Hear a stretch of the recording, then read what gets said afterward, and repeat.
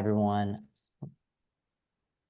Hi, everyone. Really glad to be here. My name is Justin Levy. I'm a senior commercialization lead with Digitalis Commons. We have a really great presentation for you here today.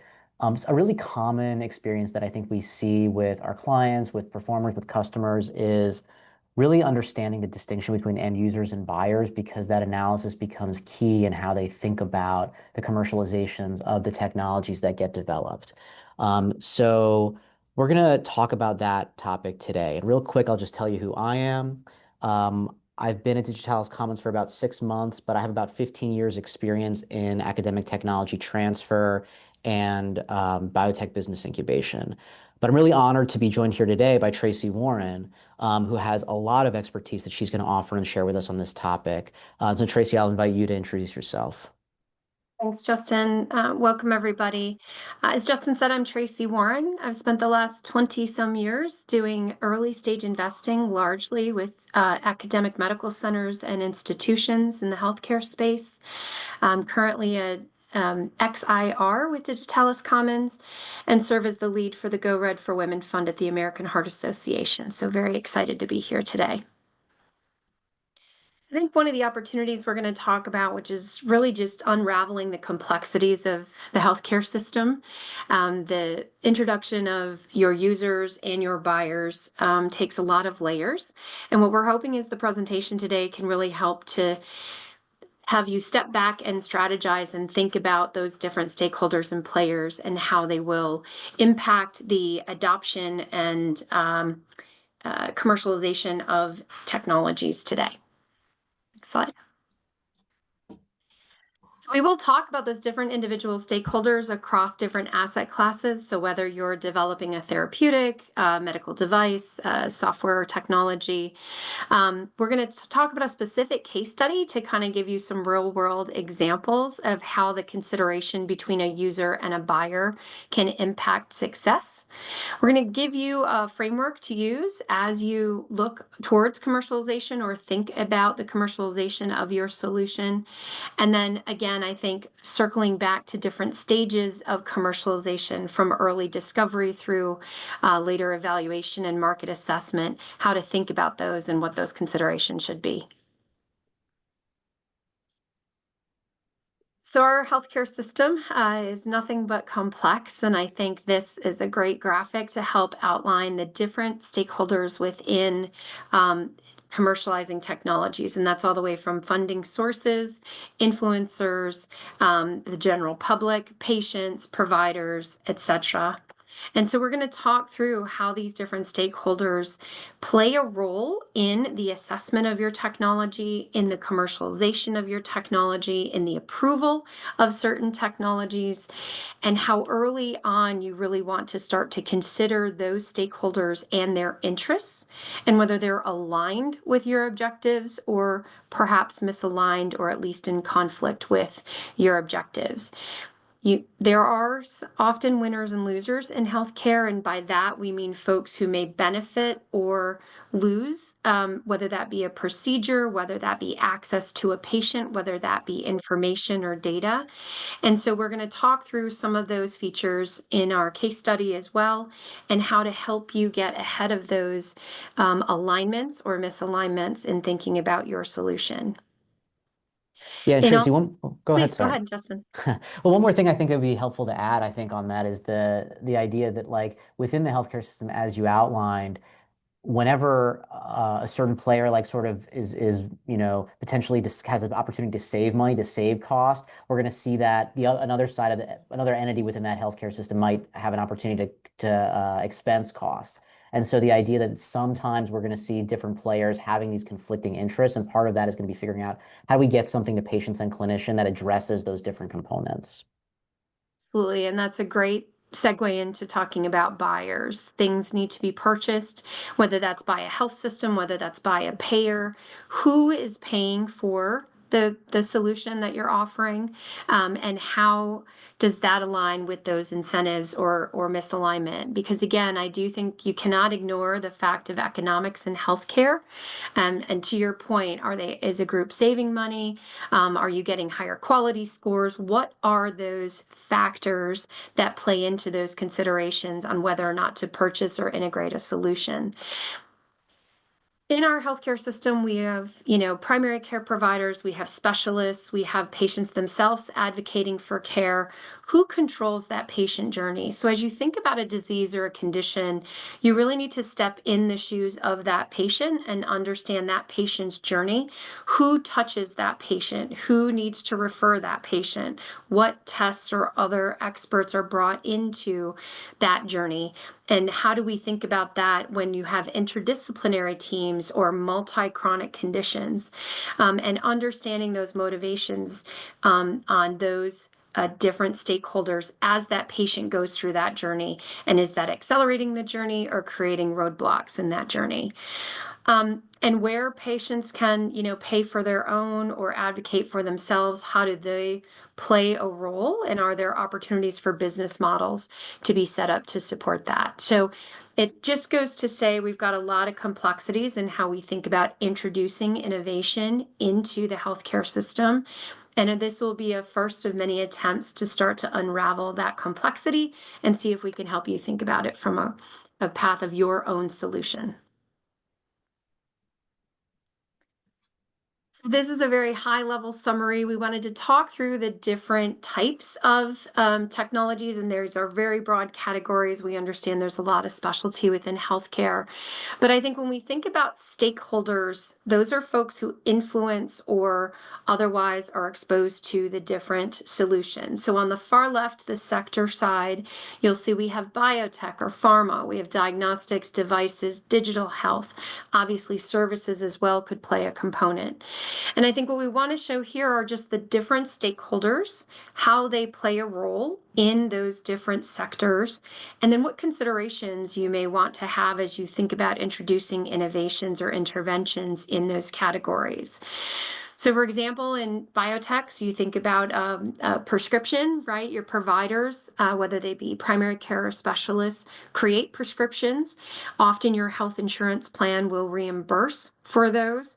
And obviously the patients consume. Sometimes you may have a copay there. So how do we think about that? And particularly the acronym here on the right, PBMs or pharmacy benefit managers are a unique player and stakeholder in our roles as it relates to pharmaceuticals, and understanding again the alignment and economics across those stakeholders. For diagnostics, very similar. Again, I think, how do you think about those tests demonstrating not just information to the providers or showing impact for payers, but really thinking about how you commercialize diagnostic tests, whether they're screening tests, they're provided to everyone to find a disease, whether they're specific to typing a condition. All of these factors need to come into consideration when we think about economics and how they play out in the broader diagnostic space. Medical devices, those are usually both procedure codes and device codes. Who purchases often can be the hospitals that buy them in advance, but they are ultimately reimbursed typically by payers. Medical devices, not only need FDA approval, which is very important, but you still need market uptake. And so understanding once that device does receive approval, what will be the factors that drive reimbursement by payers, what evidence is required, and how do you think about that early on to set yourself up for success?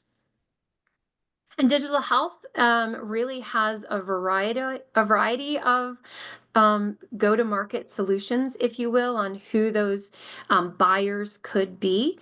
Could be the health system, could be payers, could be employers, or even direct to consumers. We also can't ignore the role of electronic health records and the large players there as we think about introducing digital health solutions, particularly if they play a role in clinical care delivery. So as we understand that landscape, that one's and our example today, we'll go into this a little bit. Who are those different specific stakeholders in the digital landscape, those who have approvals to get it into the healthcare workflow, and how do we think about their role in our commercialization pathway? I don't know, Justin, if you have anything you want to add. Yeah, thanks, Tracy. I know we're about to get into a specific case study, but I think something that might also maybe give some like anecdotes and little examples to color some of this, particularly on the diagnostic side, is a really interesting one because, a diagnostic could be acknowledged as needed by a provider. Maybe payers are willing to reimburse it. But I've certainly seen, and I think, Tracy, you've probably seen that if you're not collecting the sample that's in a way that's convenient to the patient, patients are not going to comply with the diagnostic. And so this is an example of where you could get even like the economics working, but if you're not taking that end user side into account on what's convenient for the patient themselves, you still might not have a successful product. And again, also on the diagnostics, right? The idea of the way that that diagnostic is delivered, whether it's like a reference lab or a CLIA lab or at-home test or point of care, all of these have really important considerations that require the input of the clinician, the payer, the patient, because they change that convenience level, which allows for the uptake of that diagnostic to occur. So we're going to get into an example here in a second, but I thought that that could be really helpful in fleshing out how those dynamics actually work. Absolutely. I think that's right. Great. Cool. So I think we're going to jump into a specific example here, again, meant to be illustrative of the challenges and who those stakeholders are when we think about adopting a solution. Let's jump in. So again, very real world example. The challenge here was a health system where the nurses were sensing it was difficult to track patients who may be a danger to themselves or to others, and got together with member of the hospital's information technology team and wanted to build a software to track situational awareness, and that's really beneficial to the nurses. So again, real world problem. This is at in the clinic, how to protect these incredible members of the care team. And so again, came from unmet medical need, which is one of the key words we always hear. But let's talk about exactly how they developed this solution. So let's talk about all the influencers, and this goes back to that earlier graphic, right? Who are the relevant stakeholders? So obviously you have the nurses who are concerned about their safety, perhaps the safety of patients as well. You have the hospital administration, so whether that be their leadership within nursing, whether that be the hospital's leadership, maybe even by unit. But also you have to consider the IT group, right? The idea here is to create a product that would be software. So having that be part of the integration to the health systems, electronic health record, and other kind of data sources to help create that alert or awareness system. And then other hospitals. So one big thing when you're developing a solution is to not develop it in a vacuum. And so thinking about how other health systems or hospitals or other units might leverage or experience that same challenge or unmet medical need, and appreciating that. And not, again, to be ignored, or the finance teams. What is the impact to the health system where margins tend to be quite low? And how does this unmet medical need impact that health system's operations? And that could be worker safety. We'll talk through some of the different value propositions for those stakeholders. So understanding the different interests and where they may be at alignment with those nurses who are looking for that situational awareness information, and where they may be either neutral or in adverse alignment. Yeah, and Tracy, I just want to really reinforce what you said about the other hospitals and potentially diversity of EHRs. I think it's pretty common sometimes when when a solution's getting developed, that it gets developed unique to the circumstance, and then there's the thought, oh, well, we'll scale it after the fact once we prove that it works. But if the reality is that if you've done the research and know that it's an unmet need across institutions, it becomes such a heavy lift to make those changes after the fact. And if you know this is something that has the capacity to help multiple organizations or multiple customers, thinking about those user bases early really creates a lot more opportunity for scale at the back end. And we'll kind of see in this case study how kind of the lack of that thinking sort of impacted this technology. Absolutely.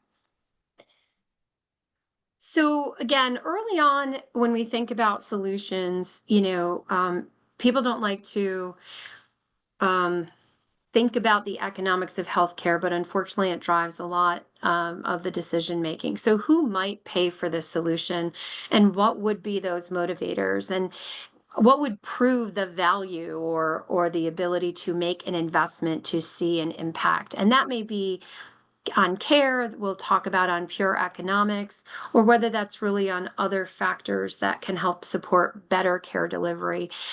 And here the real question is if this is a solution for situational awareness for the nursing staff, is nurse leadership the buyer? Who might invest their budget, a very precious resource, into developing or utilizing a solution like that? What division or departments may have the most need? Could it be most valuable to start, say, for example, in the emergency department? Is it better in an intensive care unit or maybe in the mental health areas of the hospital? Where might those divisions or departments align? Overall hospital administration, how do they think about nursing and the safety of their workers? Is there impetus there to pay for a solution? And what would take, what kind of data, for example, retention or employee satisfaction? How do they think about evaluating a solution like this? And for electronic health records, I don't think any of us would argue with the fact that safety for healthcare workers is a priority. Is there a broader opportunity here for the electronic health record vendors to have a solution like this integrated? So, what would it take for them to be convinced that this is a great opportunity to invest in and to adopt? And what needs to be true? So I think to Justin's point earlier, thinking early on about proof points, what will it take, and how do you, in a reasonable way, but in an evidence-based way, develop those proof points to help drive that adoption beyond your own institution or your own unique perspective? So, anything to add, Justin? Well, just that, yeah, I can't stress enough how valuable it is to like understand these perspectives during that design and experimentation process so you know what data points they're actually interested in, and you can collect that along the way rather than doing it after the fact, after you've done the pilot and now then once you know the data points, but it's too late because you've already done the pilot. So then you'd have to repeat it to get that data. So knowing all of this up front becomes really, really valuable. And we'll talk about that also when we talk about when to think about the timing of these of getting this information and when to get user and buyer input. So what happened in this case, the IT group funded a development of a solution, call it an alpha or even a beta. And the nurses, while they appreciated the software, it really failed to pick up steam and traction within the institution. Um, there was an economic focus on nurse time and safety that was not, in fact, tracked and materialized. So, in other words, the overall value of keeping nurses safe, keeping them focused on their clinical work was not well documented or outlined, in which case the pilot actually resulted in the hospital administrators passing on the opportunity to fund the implementation more broadly. So I think to Justin's point, really thinking early on what are those metrics, who values those metrics, how do you demonstrate that you've impacted those metrics, really having that clearly laid out with a lot of front end diligence can help to support a solution instead of designing for a specific single use without that broader understanding in which case you can run into roadblocks, if not sort of have projects be abandoned by the institution. Yeah, thanks, Tracy. And so I think what's really important also, exactly to what Tracy was just talking about, is how we can sort of take these factors and think about them at different stages of program design. So at Digitalis Commons, we're really lucky to have the expertise of folks like Tracy and a broad group of XIRs to help advise us and our clients as they're designing programs, as they're thinking about projects to fund, products to develop. What are the right stages to think about these various criteria? So in this specific case, right? It became really important not just to get the voice of the user, the nurses in this case, but also the voice of the buyer. And really, this should be buyers, right? Because there are multiple buyers at stake here, as Tracy outlined, right? There's the hospital administrators, there's the IT administration, there's the nursing administration, there's the division business um, uh, uh, experts and finance teams. And so really, even during the design phase, getting that voice of the buyer up front becomes really, really valuable. And then finally, also before you even start building, making sure to understand what are the implementation hurdles to get products like this into hospitals and EHR. And so doing that at the early end helps then inform the design process. So in this situation, right, if you know if you're a funder of a technology like this, if you've identified the unmet need, you want to fund this technology, maybe you're designing the program with these things in mind, you're doing the research to understand that, and then maybe you're soliciting potential performers to develop this solution. So during the solicitation, it becomes really important to make sure to design that solicitation in a way that the performers are going to be held by the standards that we know they're going to need to develop a scalable product. So not just are you, the funder, performing this analysis, but you're going to make sure to ensure that the performers will do that as well. So in the solicitation, making sure that the buyer input is a requirement on an ongoing basis, that they're going to be tracking the correct economic data that will then inform and be able to increase the sales likelihood, the buying likelihood of the buyers on the other end. And then also testing across multiple representative pilot sites so that you know that this could work in multiple different kinds of environments across multiple EHRs. And then, you know, once that grant is being administered while it's in the performance stage, while the work is ongoing, making sure there's consistent touch points with the performers to kind of hold them accountable to these steps. A lot of times, right, the performers might are really eager just to do the work. And so it's really important as a funder that we think about keeping the performers engaged so that we know that that we're aware of what product is being developed, it's being developed in the right direction, and that we can track those challenges. So that includes confirming that there's those consistent touch points with the end users and the buyers to make sure that we're continuing to assess the data that's being tracked to make sure that it actually is meeting the needs of the buyers that we learned way back in the design stage. And then making sure that we're also understanding what the challenges are, which again will influence what the sales cycle will look like once the product is actually developed. Tracy, anything else Justin, you want? Yeah, yeah, please. I was just going to add too, I think when we talk about, data in those early kind of feasibility and discovery areas, I think it's important to look at both qualitative and quantitative data, right? So things such as patient satisfaction, provider satisfaction, or worker satisfaction. Time savings is always a tough one to put an economic value on, but helping to alleviate things like burnout. These are some of the softer things of healthcare that have become incredibly important, quality measures, etc. That I want to make sure we have the audience think about those softer features as well, and an ability to sort of benchmark and then track those improvements can be really compelling as well. Yeah, 100%. Thank you for bringing that in. Um, and so, you know, just to kind of distill this down for this particular case study and kind of get final points here. The voice of the customer and the buyer matters at all stages of the process. Before even even if you think about funding a program, before you start building it, during that build, and then even while it's being built, and even into the sales cycle. So it's important to get that feedback and input all across that spectrum. As Tracy really outlined so well across this presentation, the healthcare value chain is incredibly complicated, as she outlined. And so making sure that you're mapping out who are the relevant stakeholders, who stands to gain, who stands to lose by these, in these various sectors, and understanding that'll help you understand what the barriers are to get a product adopted. And it's really important to understand that at the earliest of stages.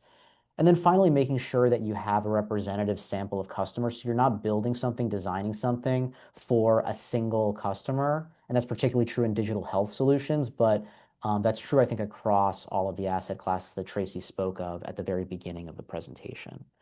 Tracy, any other like sort of final distillation points? Yeah, please. I think on that third bullet in particular, I think a lot of innovation happens in larger academic medical centers or research groups. I really encourage folks not to forget about community health systems and how their economics, buyers, and challenges might differ, different regions of healthcare, where you may have different patient profiles or different considerations. Making sure, as you said, to sort of sample across different, not one hospital represents all types of hospitals, and thinking very sophisticated in very sophisticated ways about how to carve up that market and do your diligence in those different profiles and phenotypes is really important. Yeah, yeah, thank you. So yeah, again, summarizing here, um, in this particular case study, although the software was developed that could have improved outcomes in nurse safety, it didn't sustain or scale because the economic data that Tracy spoke of was not there to incentivize the ongoing purchase and maintenance of that software. And so making sure that we're doing the design while also understanding that research becomes necessary to know what data we need to collect to then incentivize the long-term buyers. And I mean, Tracy really just, I think, brought in this point perfectly, right? Which is that it's really common for technical experts in their unique space to build towards their unique space. And so making sure that we're broadening out the expertise beyond the technical expertise to make sure we're bringing in all of the different considerations for why a technology will be adopted. And that includes the knowledge of buyers. And I think Digitalis Commons is particularly suited to help support funders, to help support performers in thinking through what are the things that they need to think about to make sure that that product is actually going to reach patients and clinicians. And in part, we do that so well because we have the expertise of people like Tracy and other XIRs that really have a depth of understanding to provide that guidance to funders and to performers. So Tracy, I don't know if you want to just close us out and give a quick summary based on this framework. Yeah, and again, hopefully seeing it again helps to reinforce some of the challenges and considerations. And I think it's a great way to start to beyond the technical milestones and the things that I think, as Justin said, you can sort of map out and sort of have a little bit more of a linear thought process. There's a lot of complexities here with even within something such as, looking at industry. There are a lot of pieces of industry. All of these have subtypes and subcategories to consider. So really doing your homework up front on commercialization about stakeholders. That does not mean someone who has to purchase or extend or invest in a solution, but may play a role in getting it to be scale and to touch as many patient lives as possible. And how do you think about that early on in your process? So hopefully the framework provides a way for you to create questions, engage experts such as Digitalis Commons, and really help to support that early commercialization for long-term success. And so, yeah, I mean, I will also invite you if as you're thinking about your program design, performers that you might have, products that you might be developing, how you might be thinking through this issue. But yeah, thank you so much for joining us for this conversation. I hope it was helpful. I always learn a lot when talking to Tracy, so I'm grateful for the opportunity to do this with her. For having me. Great. Yeah, thanks everybody. So what I'd like to hear your opinion on is for innovators, who are new in the space, how do they make sure that they are mapping out all of the stakeholders and relevant people in the healthcare value chain? And I think for innovators, it depends, right? If you're highly technical, one of the most important things you can do is get out and start talking to patients and clinicians. So again, assuming it's a clinically oriented solution, ultimately having early conversations with people outside of your technical expertise, understanding the patient journey. So whether that's through connections you have, or reaching out to groups such as Digitalis Commons to get those introductions, really understanding walking a day in the life of patients and how they, or in the case of healthcare workers, what is that experience like. And those numbers need to probably be in the orders of 10 to 15 conversations early on to really make sure that what you're proposing from a technical and innovation perspective resonates with those different journeys and stakeholders early on. Yeah, the thing that I would add to that also, and again, given that I spend so much time in academic tech transfer, if you're an innovator in a if you're an innovator within an academic institution, the first thing is always to talk to your tech transfer office. And the reason for that also is because although Tracy's comments are exactly right, you need to be talking to as many people as you can to get input. You need to make sure you're also doing it in a way that protects your intellectual property, to making sure that you understand what you can say and what you shouldn't say in order to make sure that that intellectual property, to the extent that it needs to be protected, remains protected.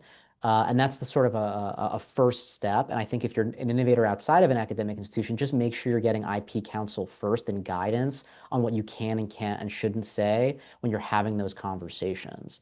Um, and I think when you have those conversations, I think it's really easy, if I come up with some brilliant idea, to think that I know the answer, I know the solution. I think it's really important when having those conversations to come from a place of curiosity, come from a place of skepticism about whether what I have in my head is actually the right solution, and really think through what are the actual needs that these stakeholders have, and that hopefully will help you iterate on it and give you some learning rather than trying to validate your sort of perceived idea of what is. I think that's exactly right, Justin. I think asking specifically, I mean, again, I think people are inclined to be supportive when you're curious and asking questions, but ask your the interviewers, the people you're trying to get information from, what concerns them, what haven't I asked? Be it that vulnerability can be very insightful and informative as well. Yeah. Now, when you're getting that type of feedback and you're having those types of conversations, you're looking at the stakeholders. What are some signs that maybe the person that you're talking to or the stakeholder group that you're talking to is an end user, but not the buyer? That's easy, you ask. So it can always be uncomfortable to sort of ask, would you purchase? So I think it's rare in a health system that nurses or physicians are the buyers, right? But as you get to departments and into these other groups, um, you simply would ask, how would a solution like this get adopted? Who needs to approve this solution? And start to unravel that, because sometimes approvals can happen in one area, but finance and payment happens in a different area, like procurement. There may be committees to think about. So I think also if you can ask, are there other technologies like this, maybe in a different department or another analog, that have been adopted, and how did that happen? But too often we focus on only the impact or the clinical or the technical breakthrough, and not asking those early questions of how does this actually get to patients? Who needs to be involved? And trying to speak to people in those roles. It's uncomfortable, but it's really good, I think, to pressure test the capacity for someone to raise their hand and say, yes, I think, we would take this through procurement. This is how it would happen. These are two or three other things we've adopted under that model that you can kind of point to. Yeah, I think that's right. I have nothing to add. I totally agree.